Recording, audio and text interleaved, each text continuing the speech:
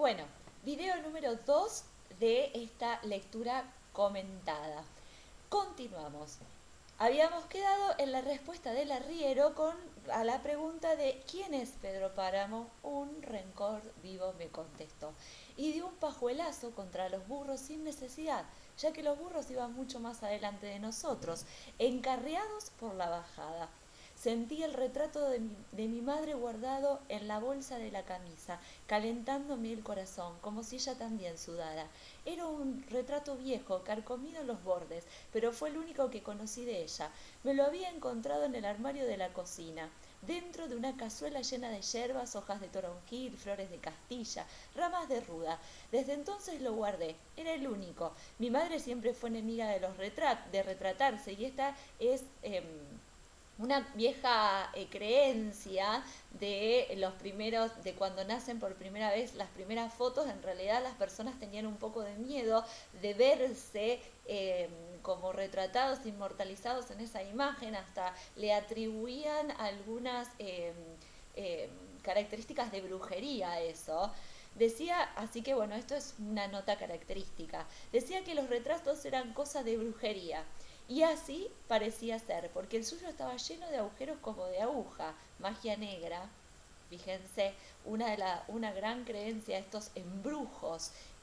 Acá lo vamos a notar, el tema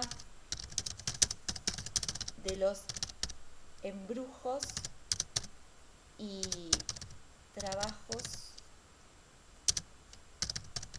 para el mal. Muy común en todas las culturas en realidad. Y en dirección del corazón tenía uno muy grande, donde bien podía caber el dedo del corazón. Es el mismo que traigo aquí, pensando que podría dar buen resultado para que mi padre me reconociera. Fíjense con la ilusión con la que él va hacia Comala. Lleva un retrato, con esta ilusión va. Ilusión de encontrar al padre. Y lleva el retrato de la madre para que, viendo a la madre, lo reconozca como hijo. Fíjense esta ilusión. Mire usted, me dice el arriero, deteniéndose, ¿ve aquella loma que parece vejiga de puerco? Pues detrásito de ella está la media luna. Ahora volteé para allá. ¿Ve la ceja de aquel cerro? Véala. Y ahora volteé para este otro rumbo. ¿Ve la otra ceja que casi no se ve de lo lejos que está? Bueno, pues eso es la media luna de punto a cabo, como quien dice, toda la tierra que se puede abarcar con la mirada, y es de él todo ese terrenal. El caso es que nuestras madres nos malparieron en un petate, aunque éramos hijos de Pedro Páramo. Y lo más chistoso es que él nos llevó a bautizar. Con usted debe haber pasado lo mismo. No, Pedro Páramo es el dueño de toda la tierra que puede abarcarse con la mirada.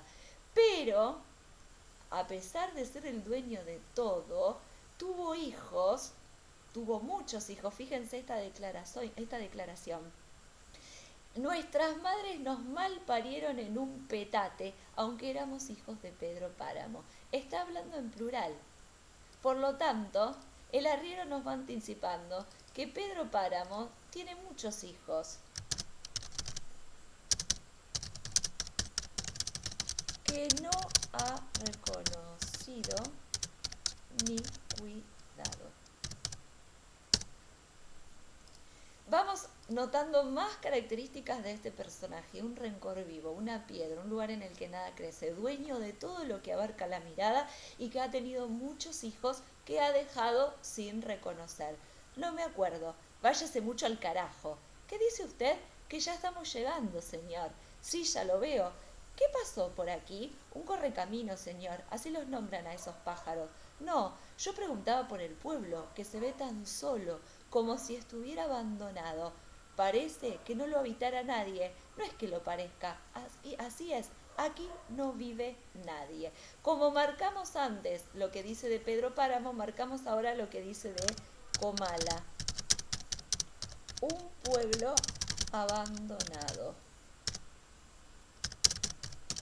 Nadie vive allí. Y Pedro Páramo Pedro Páramo murió hace muchos años. Por lo tanto, Pedro Páramo, este personaje tan importante, tan y tan importante, por eso es un rencor y no una persona, es un recuerdo. Ya muerto. Ya sabe el protagonista desde el inicio que va a llegar a Comal a buscar a su padre, pero que su padre ya está muerto. Ahora hay que reconstruir esa historia de quién era, qué pasó y cómo fue que murió este personaje.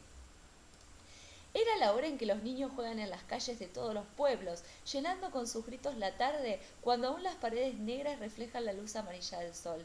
Al menos eso había visto en Sayula. Sayula sí existe. Sayula es el lugar donde vive Juan Rulfo. Ese es su pueblo, el pueblo donde Juan Rulfo ha crecido.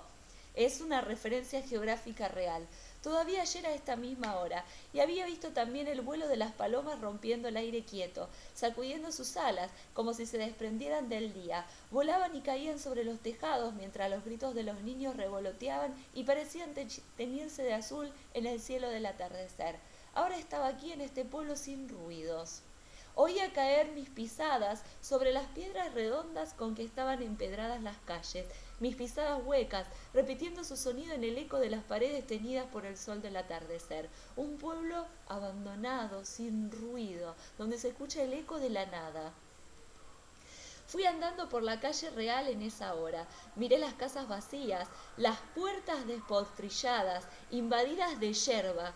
¿Cómo me dijo aquel fulano que se llama esta yerba? La capitana, señor, una plaga que nomás espera que se vaya la gente para invadir las casas. Así la verá usted. Al cruzar una bocacalle, vi a una señora envuelta en su rebozo que desapareció como si no existiera. Después volvieron a moverse mis pasos y mis ojos siguieron asomándose al agujero de las puertas, hasta que nuevamente la mujer del rebozo se cruzó frente a mí. Buenas noches, me dijo. La seguí con la mirada, le grité, ¿dónde vive doña Eduviges? Y ella señaló con el dedo, allá, la casa que está junto al puente, y vamos a marcar acá el tercer personaje. Marcamos al protagonista, que todavía no sabemos el nombre, el arriero y Eduviges. Personaje. En la casa que está junto al puente. Ustedes me dirán, pero si es un pueblo abandonado, ¿a quién vio? ¿A quién vio? Buena pregunta. Me di cuenta que su voz estaba hecha de hebras humanas. Fíjense cómo va a describir a esta visión que el personaje tiene. Lo vamos a poner acá. Vi a una señora envuelta en su rebozo. Visión que tiene el personaje. Me di cuenta que su voz estaba hecha de hebras humanas. Las hebras son los hilos. O sea, no es voz, sino como hilos de una voz, lo que queda de algo. Rompemos una camisa, lo que queda son las hebras de esa camisa. Que su boca tenía dientes y una lengua que se trababa y destrababa al hablar, y que sus ojos eran como todos los ojos de la gente que vive sobre la tierra. Había oscurecido, cambió el clima, terminó, se fue el sol, llegó la noche. Muy importante este dato.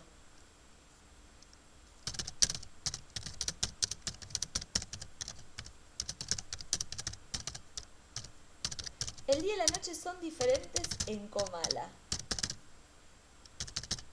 ¿Por qué?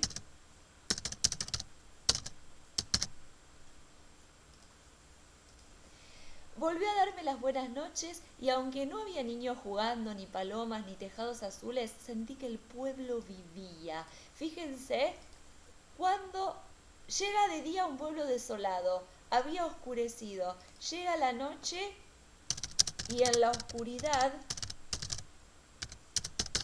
llega la vida. Pero, ¿qué vida? Recuerden la nota que leímos sobre Juan Rulfo y esta novela Pedro Páramo, que ya nos anticipa algunas cuestiones, y que si yo escuchaba solamente el silencio, era porque aún no estaba acostumbrado al silencio, tal vez porque mi cabeza venía lleno de ruidos y de voces, sí, y aquí, donde el aire era escaso, se oían mejor, se quedaban dentro de uno, pesadas, Me acordé de lo que me había dicho mi madre. Allá me oirás mejor, estaré más cerca de ti, encontrarás más cercana la voz de mis recuerdos que la de mi muerte, si es que alguna vez la muerte ha tenido alguna voz. Mi madre, la viva. Hubiera querido decirle, te equivocaste de domicilio, me diste una dirección mal dada, me mandaste al dónde es esto y dónde es aquello, a un pueblo solitario, buscando a alguien que no existe. Llegué a la casa del puente orientándome por el sonar del río. Toqué la puerta pero en falso. Mi mano se sacudió en el aire como si el aire lo hubiera abierto. Una mujer estaba allí. Me dijo, pase usted. Y entré. Me había quedado en Comala. El arriero, que se siguió en filo, me informó todavía antes de despedirse. Yo voy más allá, donde se ve la trabazón de los cerros. Allá tengo mi casa. Si usted quiere venir, será bienvenido. Ahora que si quiere quedarse aquí, ahí se lo haiga. Y me quedé. A eso venía. ¿Dónde podré encontrar alojamiento? Le pregunté ya casi a gritos. Busque a doña Eduviges, si es que todavía vive. Dígale que va de mi parte. ¿Y cómo se llama usted? Abundio, me contestó. Pero ya no alcancé a oír el apellido. El arriero se llama Abundio. Este es el nombre. Tenemos al protagonista Eduviges y Abundio. Soy Eduviges Diada, pase usted. Parecía que me hubiera estado esperando. Tenía todo dispuesto, según me dijo, haciendo que la siguiera por una larga serie de cuartos oscuros, al parecer desolados. Pero no, porque en cuanto me acostumbré a la oscuridad y al delgado hilo de luz que nos seguía, vi crecer sombras de ambos lados y sentí que íbamos caminando a través de un angosto pasillo abierto entre bultos. ¿Qué es lo que hay aquí? Pregunté. Tiliches, me dijo ella. Tengo la casa toda entilichada. La escogieron para guardar sus muebles los que se fueron y nadie ha regresado por ellos. Pero el cuarto que le he reservado está al fondo. Lo tengo siempre descombrado por si alguien viene. ¿De modo que usted es hijo de ella? ¿De quién? Respondí. De Doloritas. Doloritas es la madre del protagonista. Ese es su nombre.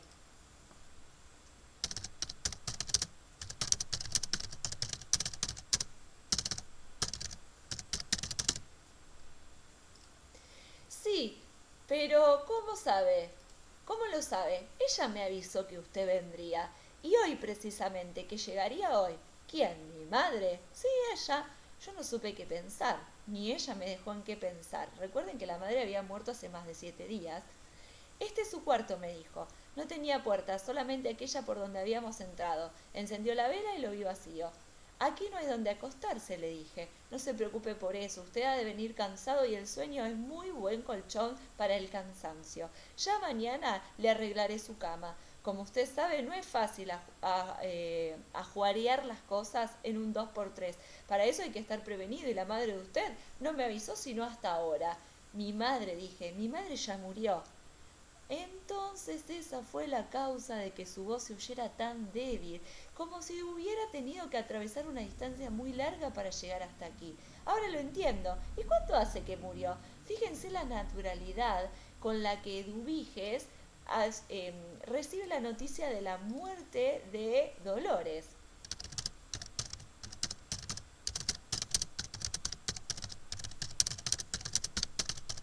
Porque la que le estaba hablando en realidad era una muerta, por eso dice, ay, con razón, su voz parecía tan lejana, claro, no estaba en el mismo mundo. Hace ya 7 días, pobre de ella, se ha de haber sentido abandonada, nos hicimos la promesa de morir juntas, de irnos las dos para darnos ánimo una a la otra en el otro viaje, por si se necesitara, por si acaso encontráramos alguna dificultad. Éramos muy amigas. ¿Nunca le habló de mí? No, nunca. Me parece raro. Claro que entonces éramos unas chiquillas y ella estaba apenas recién casada, pero nos queríamos mucho. Tu madre era tan bonita, tan, digamos, tan tierna, que daba gusto quererla. De modo que me llega ventaja, no, pero ten la seguridad de que la alcanzaré. Solo yo entiendo lo lejos que está el cielo de nosotros. Indicio. Indicio. La lejanía del cielo en cuanto a Comala y sus habitantes. La lejanía del cielo en cuanto a Comala y sus habitantes. Esto es un dato importante que le dice Eduviges. Solo yo entiendo lo lejos que está el cielo de nosotros. Pero conozco cómo cortar las veredas. Todo consiste en morir, Dios mediante, cuando uno quiera y no cuando Él, Dios, lo disponga. Morir cuando uno quiere es quitarse la vida, es el suicidio. O si tú quieres forzarlo a disponer antes de tiempo. Perdóname que te hable de tú, lo hago porque te considero como mi hijo. Sí, muchas veces dije, el hijo de Dolores debió haber sido mío. Después te diré por qué. Lo único que quiero decirte ahora es que alcanzaré a tu madre en alguno de los caminos de la eternidad. Alguno de los caminos, no hay un solo camino de la eternidad. Y si nosotros pensamos en la constitución religiosa católica, tenemos el purgatorio para las almas que van a purgar y a limpiarse para después llegar al cielo, que es la presencia misma de Dios, o el infierno.